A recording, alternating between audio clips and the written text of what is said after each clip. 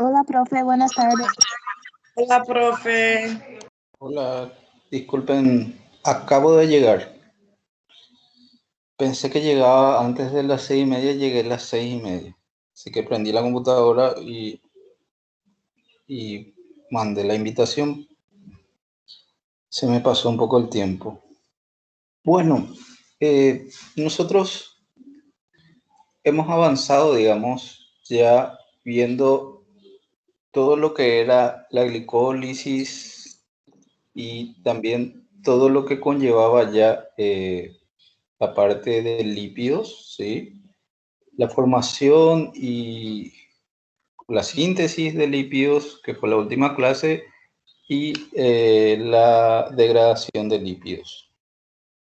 Ahora vamos a entrar hoy a hablar un poco del tema de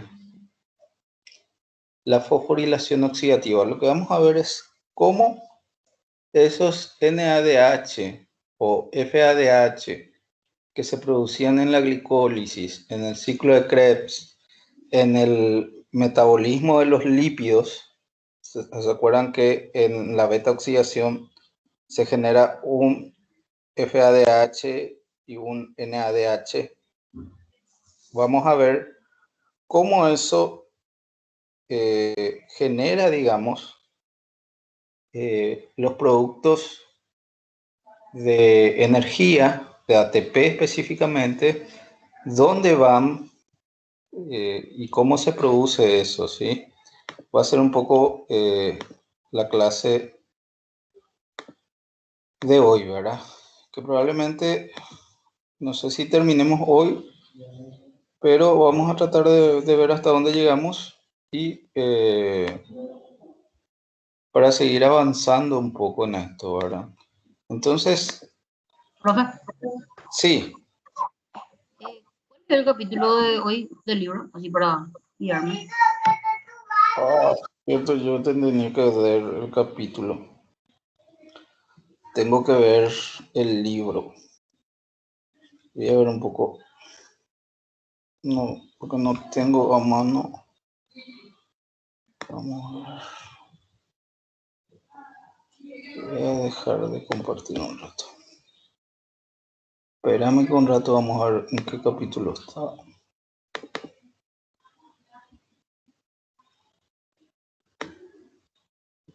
Espérame que...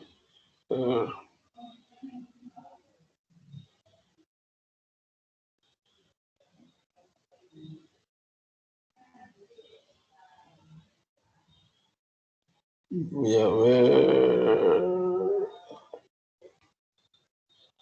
libros de bioquímica.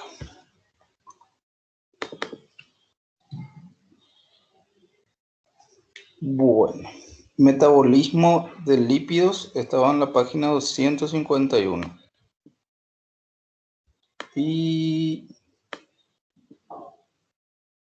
esto va a ser oxidaciones biológicas y bioenergéticas, 145. Del libro que yo alcé en la página. 145.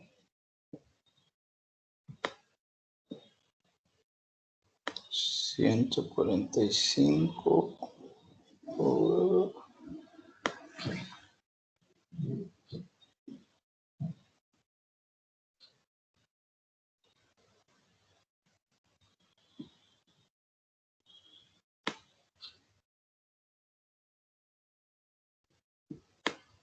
Sí.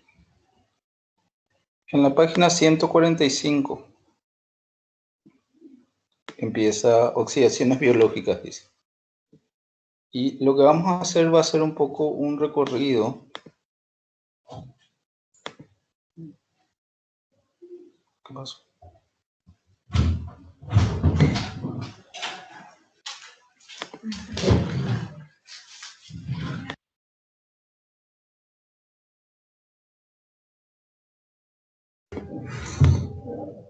Ese. Voy a apagar un poco algo y voy a proyectar ya la imagen.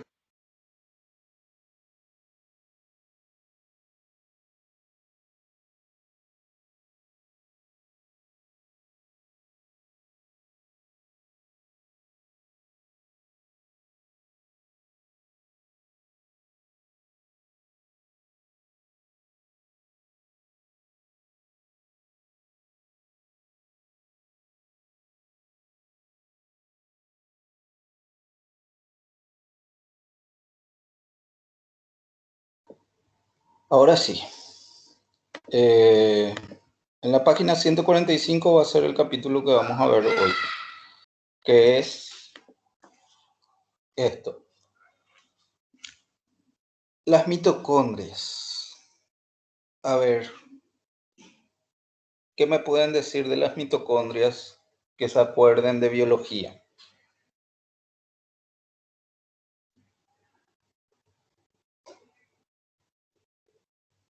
Generadora de ATP. Generadora de ATP. Justamente eso vamos a ver. ¿Cómo se genera el ATP?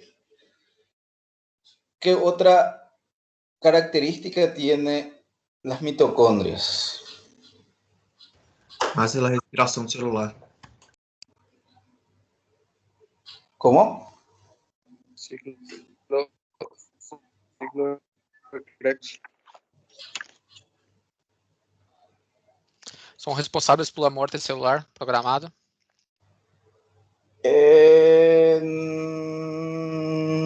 Las mitocondrias.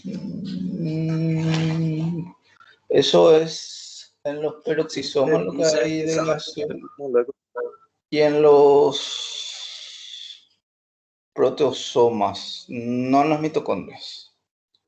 Muerte celular programada. Lo que sí, las mitocondrias tienen una característica. Básicamente, la función principal es ser el generador de ATP, ¿sí? Ahí es donde se genera el ATP. También es un organelo donde se centran muchas funciones, como por ejemplo, se encuentra el complejo piruvato de deshidrogenasa, que genera la acetil-CoA a partir del piruvato. Tiene el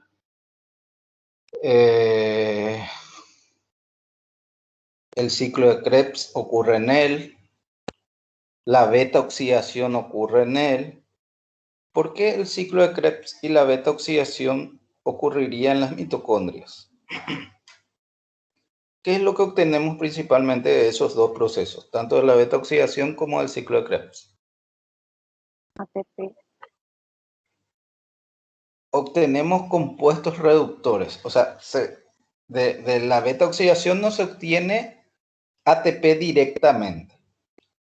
Pero, ¿qué obtenemos? Obtenemos acetil-CoA que puede entrar al ciclo de Krebs. ¿Dónde hay el ciclo de Krebs? En la matriz mitocondrial. Y de la beta-oxidación obtenemos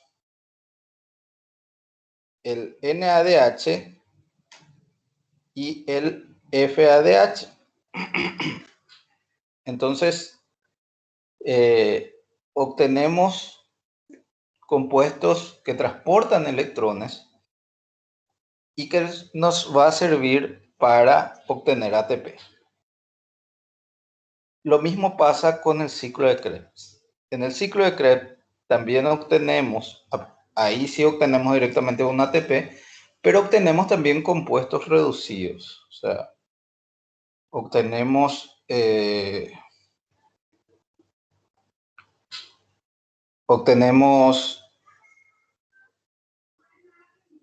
NADH, obtenemos FADH, y eso también es factible en las mitocondrias generar energía en forma de ATP. Entonces, ambos procesos que ocurren en la matriz mitocondrial son muy importantes porque se obtienen elementos que son transportadores de electrones, ¿verdad?, que nos van a permitir obtener ATP a partir de ello. Y esto es un poco la visión del organelo mitocondrias. Tiene una doble membrana, una membrana externa y una membrana interna. Tiene una matriz mitocondrial. Tiene un propio ADN, que es un ADN circular, y creo que ya les había dicho esto. Este ADN circular es 100% de origen materno. El ADN que se encuentra en las mitocondrias, en nuestras mitocondrias, son 100% de nuestras madres. no hay ADN mitocondrial paterno. Todos los ADN que tenemos son maternos. Y como ven aquí, en el cuadrito donde hace un zoom, ¿verdad? Tenemos un espacio que es el espacio intermembranoso, que es donde va a ocurrir todas las reacciones,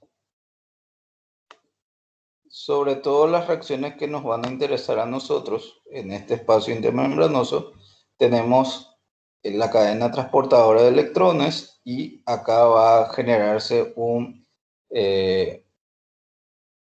proceso que va a generar energía. Entonces, todo eso vamos a ver cómo se transforma en energía. O sea, crear un gradientes en este espacio intermembranoso y va a permitir que a través de las proteínas que se encuentran o de las enzimas que se encuentran a nivel de la membrana interna, cree un flujo que va a permitir que se obtenga la energía que se requiere. ¿Cómo se obtiene la energía? Se obtiene por un procedimiento de óxido-reducción. O sea, lo que hacen estos compuestos NADH y FADH es captar los electrones que se generan cuando ocurre una reacción de óxido-reducción y llevar estos electrones hasta las mitocondrias y en las mitocondrias depositarlos a nivel de la membrana interna en un complejo enzimático que se llama cadena respiratoria. Entonces, ¿cómo ocurre ese proceso de reacción de óxido-reducción? Hablamos de una reacción de óxido-reducción cuando un compuesto se reduce y el otro se oxida.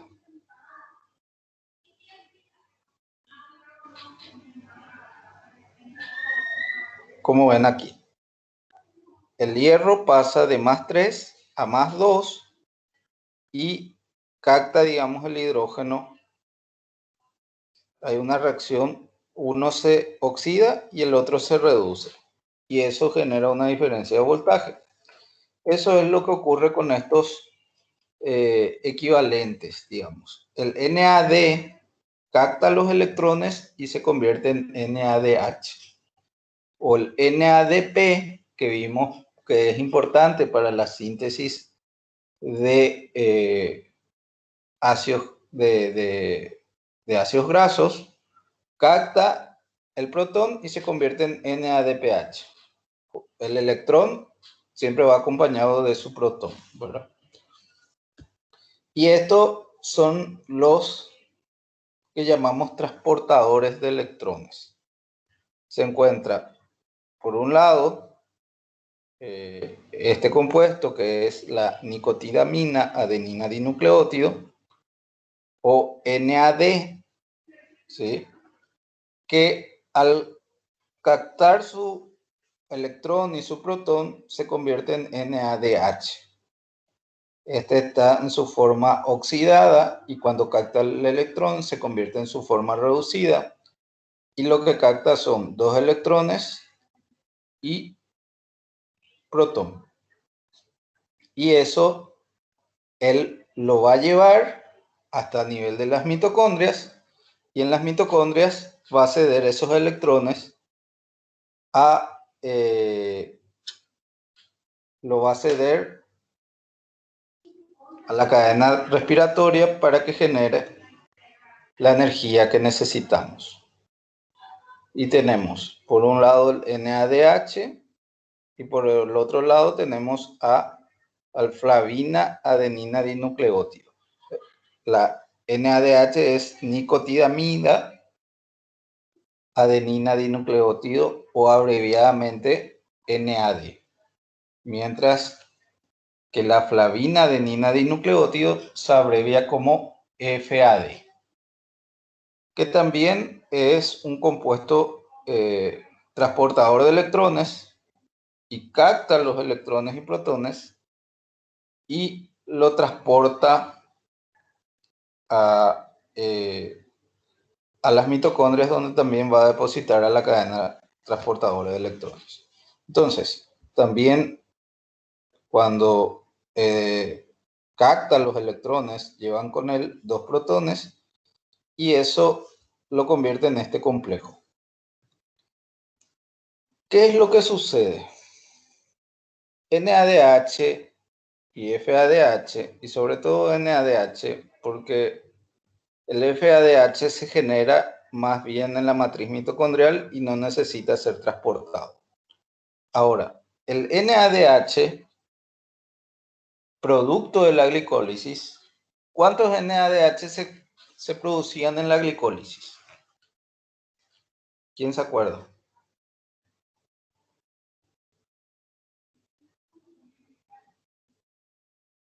2.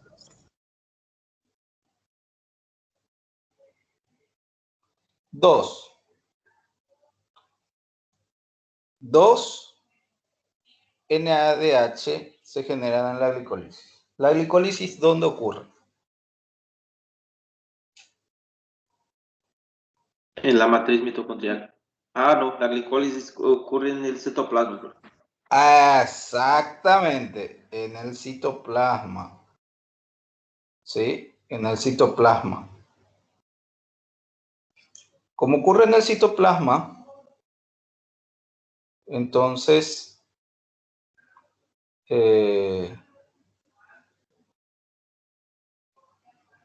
vamos a tener que transferirlos dentro de las mitocondrias. Y para poder transferir esos NADH a las mitocondrias, se utilizan unos sistemas que se denominan lanzaderas o conmutadores. Estas lanzaderas o conmutadores son un conjunto de enzimas y sustratos que permite que el NADH citoplasmático pase a la matriz mitocondrial. ¿Cómo lo hace? El conmutador o glicerofosfato trabaja de la siguiente manera. Capta, ¿se acuerdan que el NADH lo que transporta son electrones y protones, ¿verdad?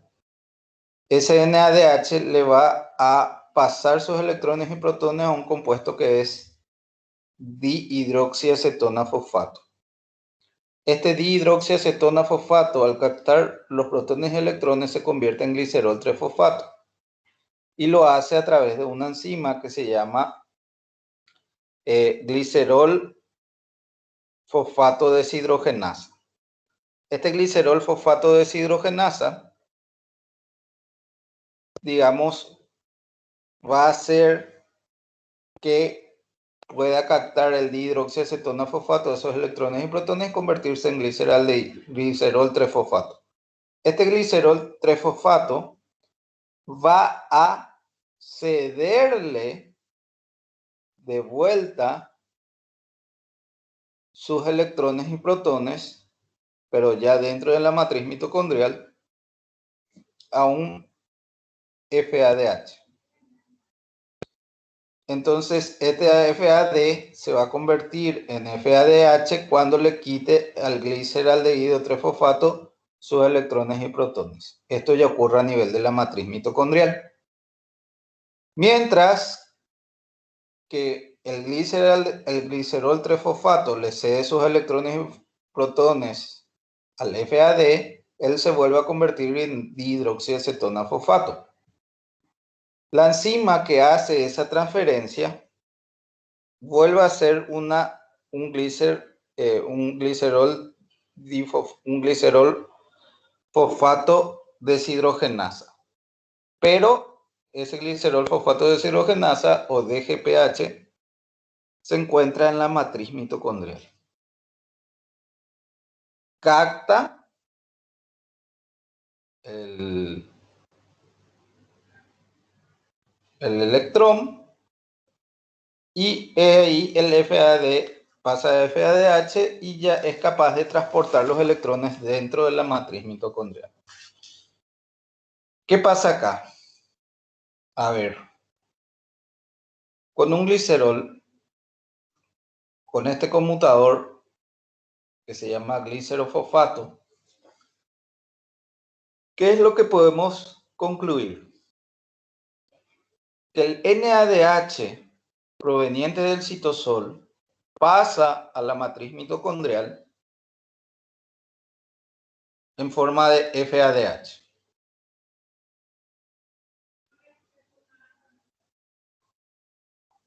Entonces, ¿qué es lo que ocurre aquí? Se pierde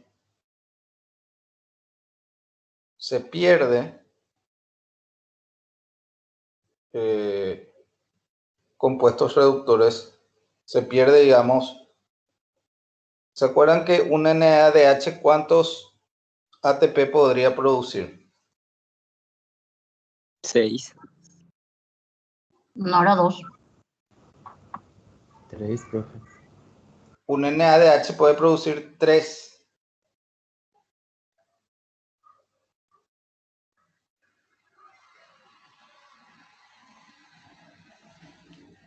Un NADH puede producir 3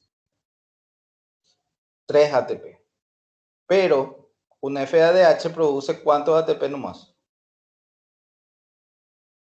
Aproximadamente, ¿verdad? Un FADH produce solamente 2. Si se dan cuenta aquí, si el NADH transfiere sus electrones y protones al FADH a nivel de la matriz mitocondrial, hay una pérdida probable de generar ATP. ¿Está bien? Ahora, si el NADH del citosol lo transfiere por otro tipo de lanzadera que se llama lanzadera aspartato-malato, lo que vemos que ocurre es lo siguiente. Vemos que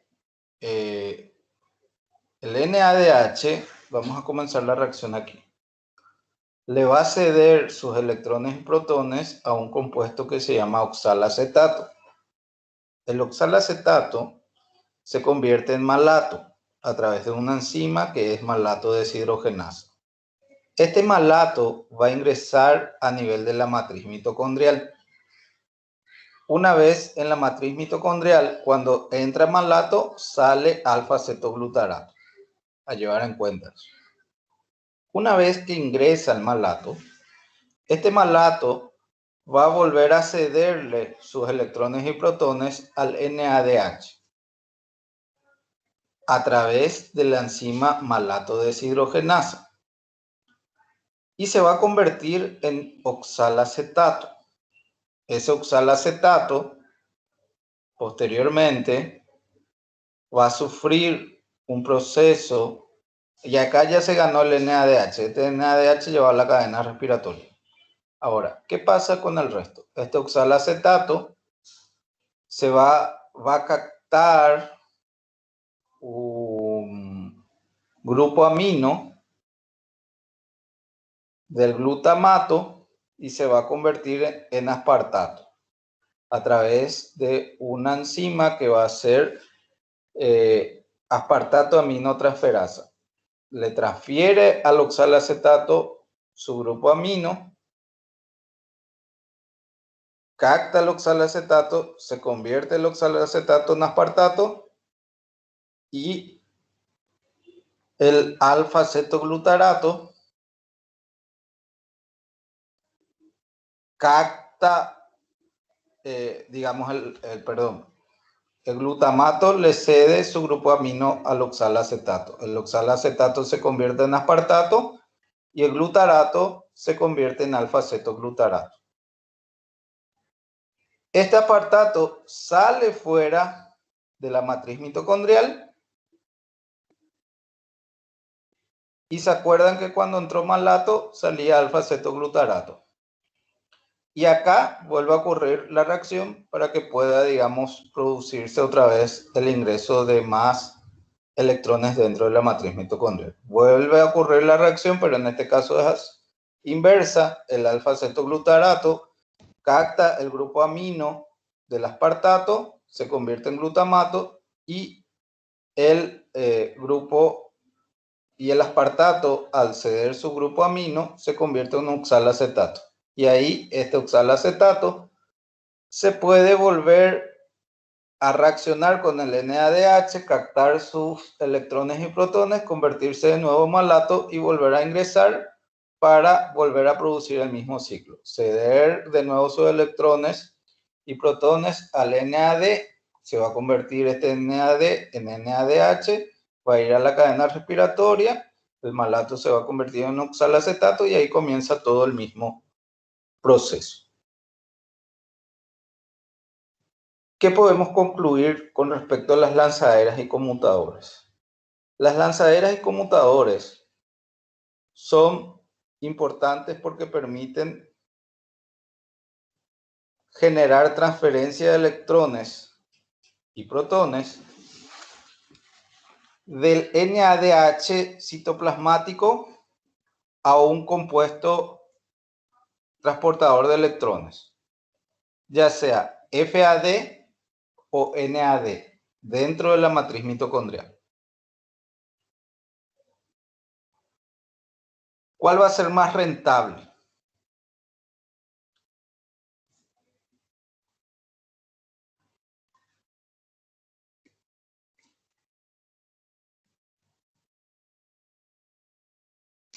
Perdón, profe, yo no El comprendí. NAD, ¿Cuál? ¿La lanzadera, el conmutador glicerofosfato o la lanzadera aspartato malato? ¿Cuál va a ser mejor, digamos, el que nos va a rendir más ATP?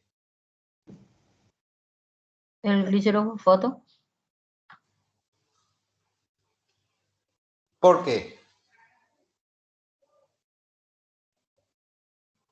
¿A quién le transfiere el NADH sus electrones y protones en el conmutador glicerofosfato?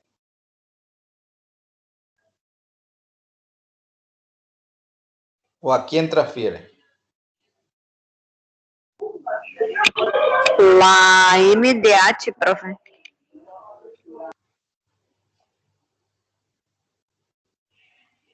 ¿La NADH a quién transfiere sus electrones y protones? La NADH siempre va a estar en el citosol. Él le tiene que transferir los electrones y protones a un compuesto reductor dentro de la matriz mitocondrial. En el caso del conmutador glicerofosfato, la NADH, ¿a quién le transfiere sus electrones y protones?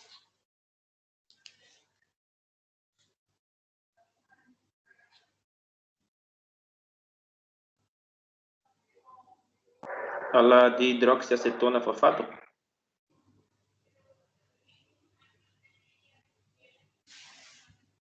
Acá, a este le transfiere.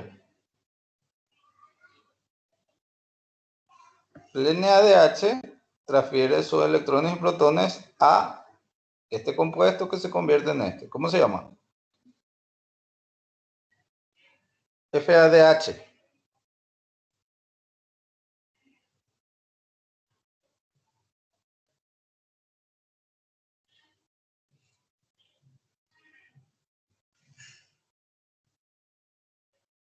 De NADH dentro de la matriz mitocondrial cambia a FADH. ¿Sí? Eso hace el conmutador glicerofosfato. Sin embargo, en la lanzadera aspartato malato, el NADH citosólico le pasa sus electrones y protones ¿a quién? A otro NADH que se encuentra dentro de la matriz mitocondrial. ¿Está bien? ¿Se entiende eso, verdad? La idea pues es acá, el NADH no puede atravesar la membrana interna de la mitocondria. Por lo tanto, no puede llegar, digamos, a la cadena transportadora de electrones por sí solo. necesita transferirle sus electrones y protones del citosol al interior de la matriz mitocondrial. Entonces, para ello utiliza dos sistemas que son muy distintos, pero que permite, digamos, cumplir con la misma función. Permitir que los electrones y protones del NADH pasen a la matriz mitocondrial. Lo hacen uno por un mecanismo que es el conmutador glicerofosfato y por otro que es la lanzadera aspartato malato. El conmutador glicerofosfato pasa, digamos, de NADH, capta sus protones y electrones y lo transfiere al FADH. Mientras que la lanzadera aspartato malato, el NADH, transfiere sus electrones y protones a otro NADH. Entonces el conmutador glicerofosfato es mejor. Es mejor, ¿por qué?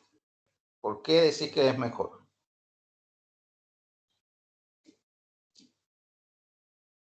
Profe, en el glicerofosfato no se pierde un ATP. Sí. Entonces, yo creo que no es mejor.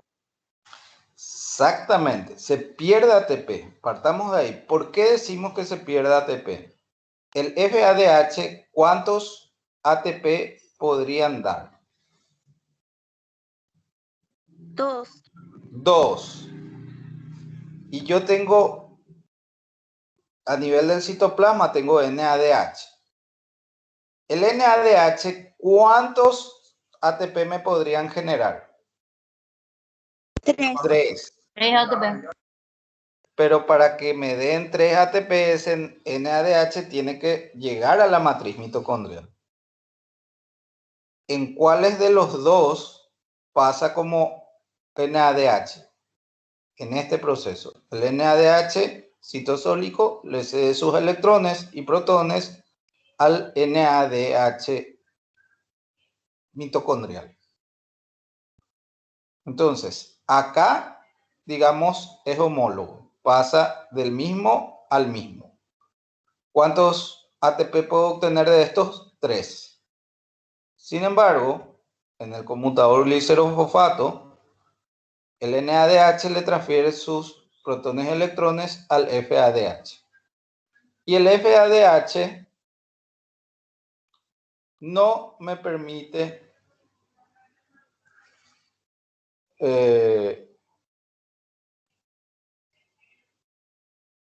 obtener más de 2 ATP. Entonces, yo acá estoy perdiendo, si él utiliza esta vía, estoy perdiendo capacidad de poder producir un ATP más. ¿Entienden? Por eso es que el tema, ¿se acuerdan que? Sí. Entonces en el conmutador pierde un ATP y en la lanzadera mantiene. En la lanzadera mantiene ese ATP. Exactamente. O sea, es mejor que el NADH, si va a llegar, está en el citosol y tiene que llegar hasta la matriz mitocondrial, es mejor que lo haga por el método de la lanzadera aspartato malato. Ahí el rendimiento va a ser igual. ¿Por qué? Porque le cede de el NADH citosólico a un NADH mitocondrial, ¿verdad? Dentro de la matriz mitocondrial.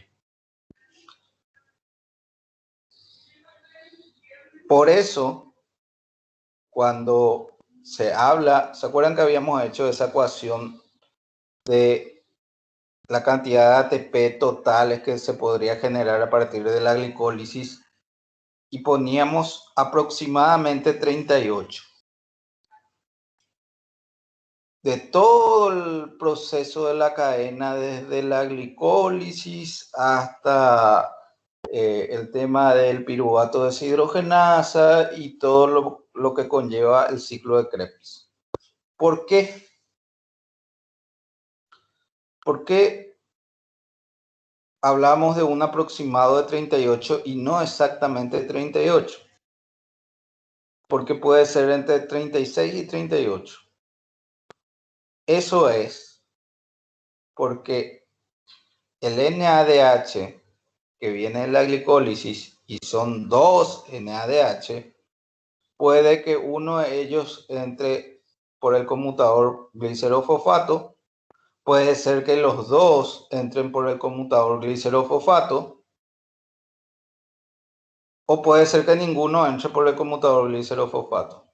Pero si entra por el conmutador glicerofosfato, yo estoy perdiendo capacidad de producir un ATP más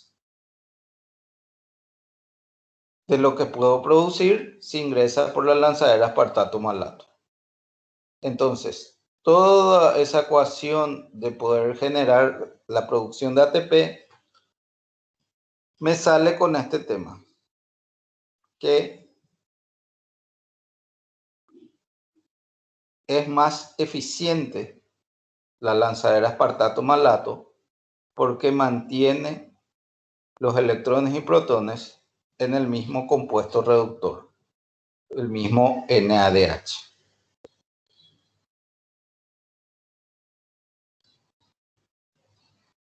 ¿Está bien? ¿Se entendió? Ahora, esto no es que la célula decide en qué lanzadera. Esto es muy al azar. O sea, donde esté la enzima, digamos, va a entrar. No es una ciencia matemática que vamos a meterlo siempre 50% y 50% hay de probabilidad de que entre por uno o de que entre por el otro lado. ¿Entienden?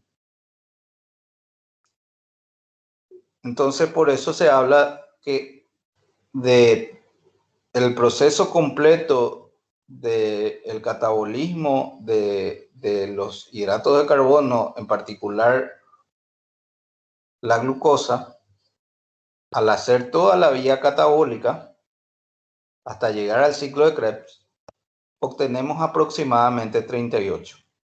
No decimos obtenemos 100% 38, aproximadamente 38. Puede ser 36 o puede ser 38. ¿Cuál es el punto de inflexión?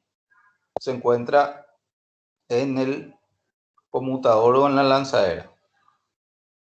¿Cómo ese NADH procedente de la glicólisis va a transmitir sus electrones y protones al interior de la matriz mitocondrial?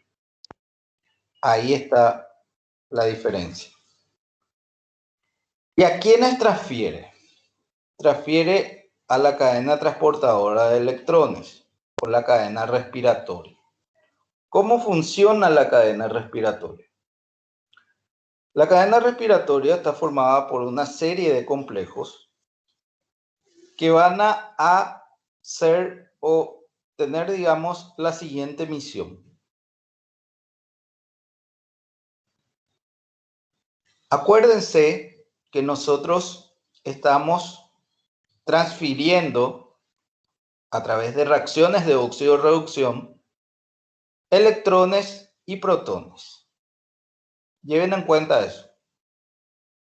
Lo que van a hacer estos complejos va a ser captar esos electrones y protones y ir cediéndoles. Es como tener, no sé, una pelota tata, ¿conoces? Nadie quiere tener la pelota caliente, entonces se hace pasar de una mano a otra, ¿verdad?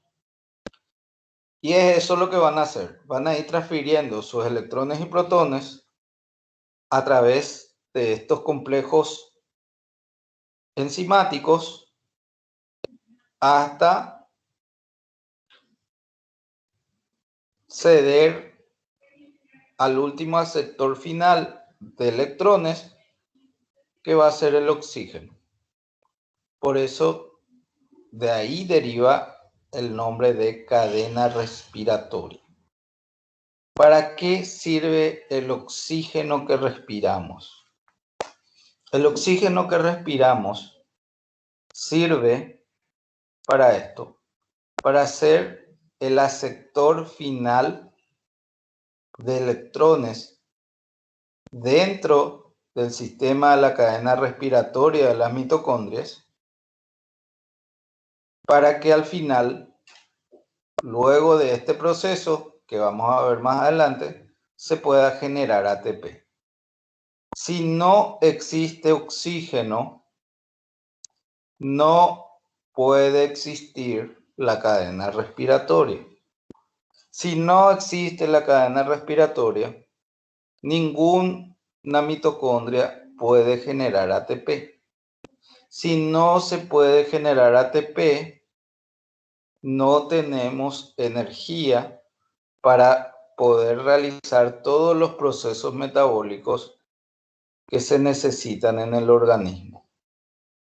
Nuestras capacidades de producción de energía directa a través de la glicólisis, a través de el ciclo de Krebs, son muy limitadas. Al ser limitadas, la gran productora de ATP son las mitocondrias. Y para que las mitocondrias puedan generar ATP, necesitan indispensablemente de oxígeno. De ahí viene el nombre de que esto es una cadena respiratoria y de ahí viene la utilidad bioquímica del oxígeno. ¿Cuál es la utilidad bioquímica del oxígeno? Ser el receptor final de electrones dentro de la cadena respiratoria. Esa es su función. El oxígeno es un compuesto muy peligroso porque es un compuesto altamente oxidable que puede generar radicales libres que puede terminar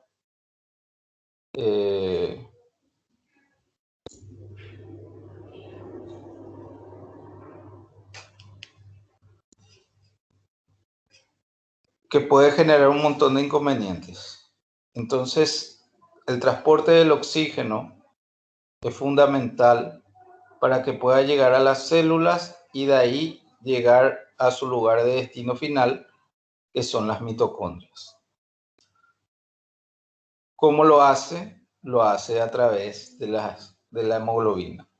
La hemoglobina es una proteína cuaternaria que tiene una complejidad muy buena, que tiene la habilidad de captar el oxígeno a nivel de los alveolos pulmonares, llevar eso a las distintas células y por una diferencia de afinidad, liberarlo en las células. Y tiene que ser una función que tiene que, valga su redundancia, funcionar de una manera muy sincronizada.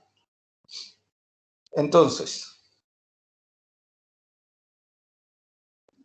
la cadena respiratoria se fundamenta en un complejo 1 que está formado por flavoproteínas, NADH deshidrogenasa, FMN, hierro azufre, NADH coenzima Q, óxido reductasa. En el complejo 2, que son las flavoproteínas, el succinato deshidrogenasa, el FAD, el hierro, el sulfuro de hierro y grupos M. Luego tenemos la flavoproteína, que son electrones de transferencia que lo transfieren todo a la ubiquinona. Y luego tenemos a las flavoproteínas 4, que es el glicerofosfato deshidrogenasa, FAD, y esto pasa al complejo 3, que es citocromo BC1, que tiene también sulfuro de hierro, y citocromos en C1. Esto lo pasan a citocromo C y este es el complejo 4 y el complejo 4 tiene citocromos cobre y grupos M. Y aquí es donde finalmente el oxígeno capta los electrones y se convierte en agua. La ubiquinona, que es esta que se encuentra aquí, es un compuesto cíclico que tiene una función de poder moverse al interior de la matriz de la membrana interna de las mitocondrias, y esa su capacidad de movimiento le permite captar electrones y protones y desplazarlo a través de la membrana. Captan los electrones y protones provenientes del complejo 1, del complejo 2 y lo transfieren al complejo 3. Luego este complejo 3 lo va a transferir al citocromo y este citocromo lo va a transferir al complejo 4. Y funciona de la siguiente manera.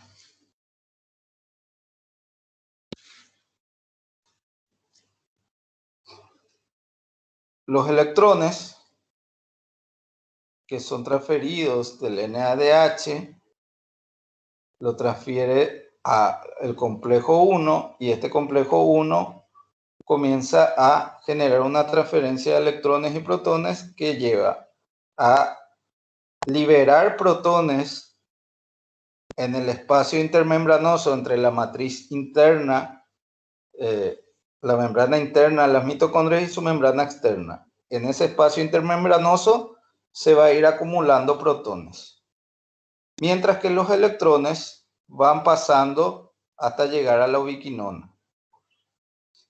Ese movimiento va a hacer otra vez que la ubiquinona capte electrones y además protones de la matriz mitocondrial.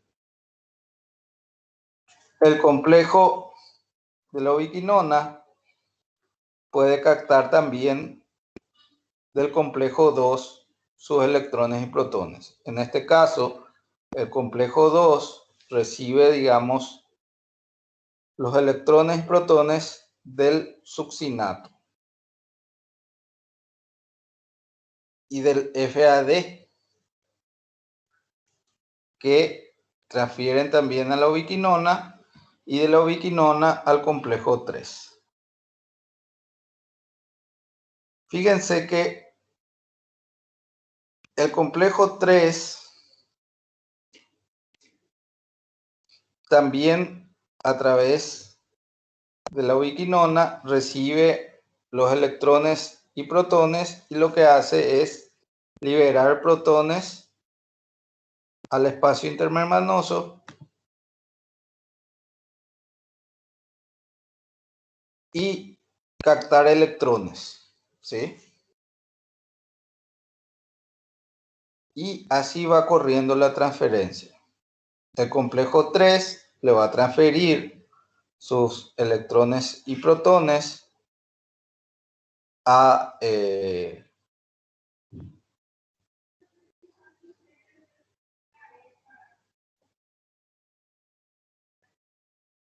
al citocromo C, y ese citocromo C posteriormente le va a llevar al complejo 4. Y el complejo 4 también va a estar liberando protones al espacio intermembranoso. Y por último, al captar del citocromo C los electrones, va a realizar una serie de pasos y por último le va a terminar dando los electrones al oxígeno y el oxígeno va a combinarse con el protón y va a generar agua. Estos protones que se van generando a nivel del espacio intermembranoso, fíjense, en el complejo 1 se liberan protones, el complejo 2 libera protones, el complejo 4 libera protones. Todos esos protones liberados a nivel del espacio intermembranoso lo que van a hacer es generar un gradiente de protones. que vamos a ver que va a funcionar como una represa y va a terminar generando una liberación, y eso va a permitir que el ATP sintetasa pueda sintetizar ATP. Básicamente, lo que para mí es importante que ustedes quizás no sepan de qué está compuesto cada uno de los complejos, pero sí es importante que ustedes puedan saber que existe una cadena respiratoria que capta los electrones y protones provenientes del NADH y del FADH y permite realizar un pasamanos, digamos, del complejo 1 pasar a la ubiquinona, del complejo 2 pasar a la ubiquinona y de la ubiquinona pasar al complejo 3. Del complejo 3 a través del citocromo C pasar al complejo 4. Este paso de electrones permite generar un aumento de los protones a nivel del espacio intermembranoso, y eso va a generar un gradiente que se llama gradiente de protones. Existen algunos compuestos, algunos venenos y algunos tóxicos que generan ciertas limitaciones. Vayamos a los más siniestros. Cianuro, que es un veneno, o monóxido de carbono, y las ácidas actúan uniéndose a nivel del complejo 4.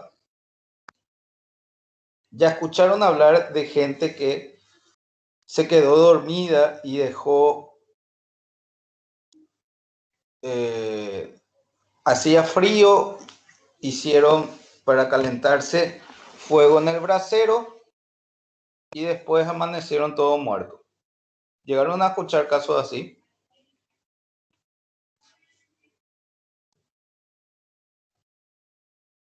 Sí, profe. Sí, profe. Sí, profe. Ya hubo. Sí. ¿Qué es lo que ocurre? El monóxido de carbono tiene dos condicionantes para generar un estado patológico crítico en el paciente. Uno, unirse al complejo 4. Cuando se une al complejo 4, impide que los electrones se unan al complejo 4. Entonces, como no se puede terminar el ciclo, el oxígeno, digamos, no puede convertirse en aceptor final, entonces no hay la suficiente capacidad de generar ATP porque este ciclo está interrumpido, el complejo 4. Y lo otro del monóxido de carbono, aparte de ser un inhibidor del complejo 4 de la cadena respiratoria, el monóxido de carbono actúa también sobre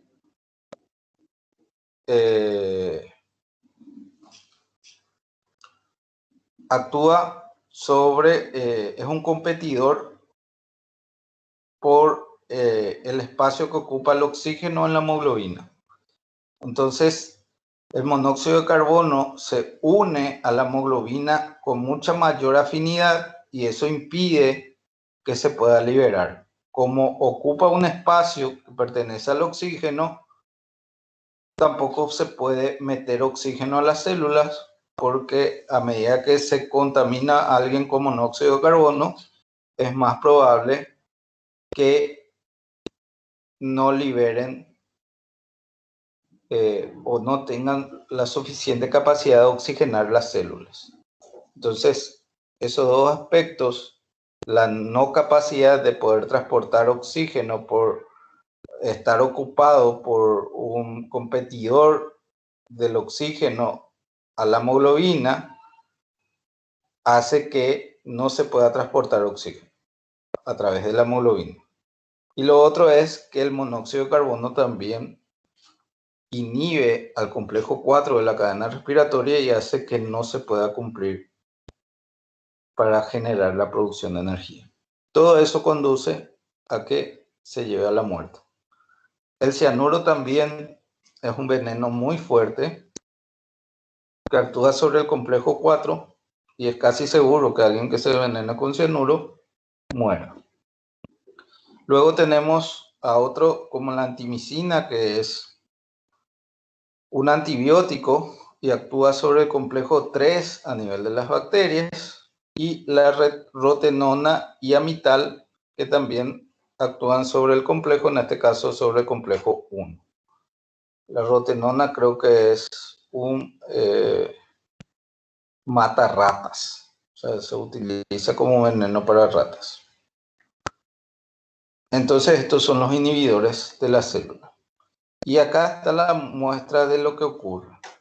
Fíjense, todos los complejos 1, 2, 3 y 4 van generando, digamos, una transferencia de protones a nivel del espacio intermembranoso. Este espacio intermembranoso va a generar una diferencia de gradientes porque se va a polarizar, hacia arriba va a ser todo positivo y hacia abajo negativo, y eso posteriormente va a permitir el retorno de protones a la matriz mitocondrial del espacio intermembranoso, y eso va a terminar generando o teniendo la capacidad de generar ATP.